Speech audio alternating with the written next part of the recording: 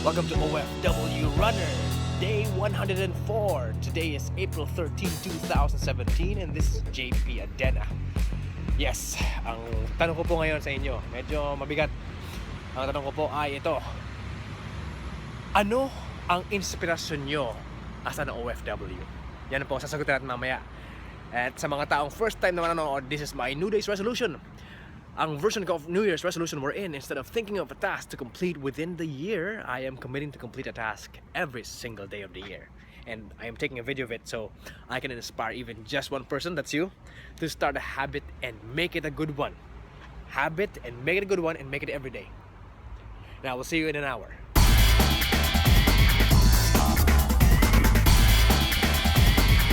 Hello everyone, that's 1 hour of walking. And ang sagot ko po sa tanong, napakasimple ng sagot ko sa tanong, and I hope yun din ang sagot ninyo. Kung hindi man, I hope you can put it in the comment section and explain to me so I can maybe you can help me get inspiration from where you are getting it. And I hope you can get inspiration on my answer as well. And I really hope I can help you with this. So, ang inspiration ko as an OFW, walang iba kundi ang makauwi ako. Makauwi ako for good. Hindi makauwi dahil natanggal ako ng trabaho. Hindi makauwi dahil wala na may sakit ako o hindi ko na kaya or nabaldado ako. Ang ultimate inspiration ko ay ang reason kung bakit ako umalis ng ibang bansa. Ang reason ko ay family ko. At sa mga taong walang family, or ang nasa isip nila ang family ay yung mga kamag-anak, family is defined for me as anything you love or anyone you love. For example, wala kang pamilya pero mahal na mahal mo ang aso mo, so yun ang pamilya mo, right? So siya ang iyong inspirasyon.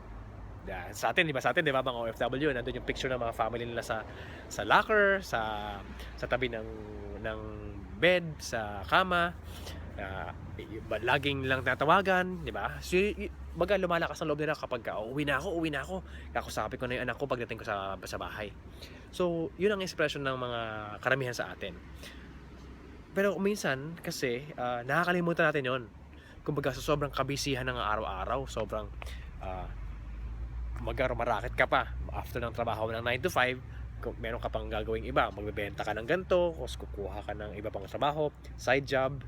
So sa sobrang kabisihan mo, nadi-disregard natin kung yung ating relationships, kung ano yung reason kung bakit ka umalis. Tapos sasabihin natin, parang nawawalan tayo ng inspirasyon, right?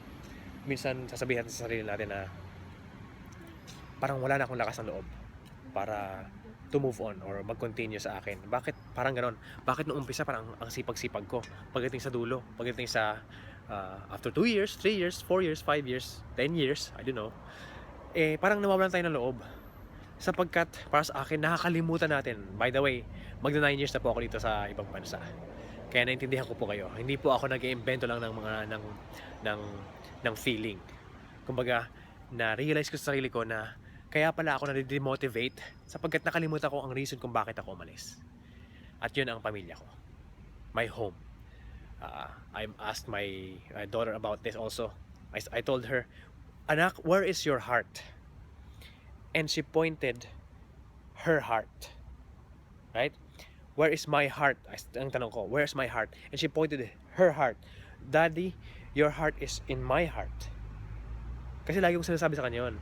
Alam mo ba anak, mahal na mahal kita. At ang puso ko lagi na sa'yo. Nakakiyak ng konti sa mga taong nawalay sa pamilya nila. Sorry kung medyo napaiyak ako ng konti. Yun eh. Yun ang reason ko eh.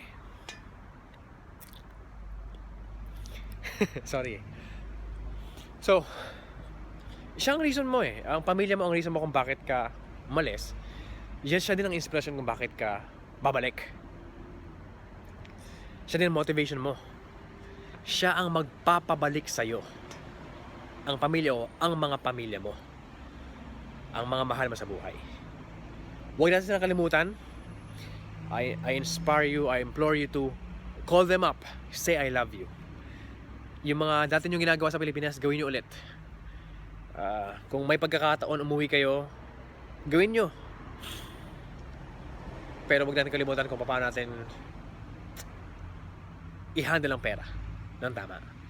Sapagkat aminin man natin, sa kaibuturan ng ating puso, umalis tayo sa ibang bansa sapagkat gusto natin ng mas malaking pera, mas malaking sweldo. Right? Mas swerte ang iba na umalis sa ibang bansa dahil gusto nila yung ginagawa nila.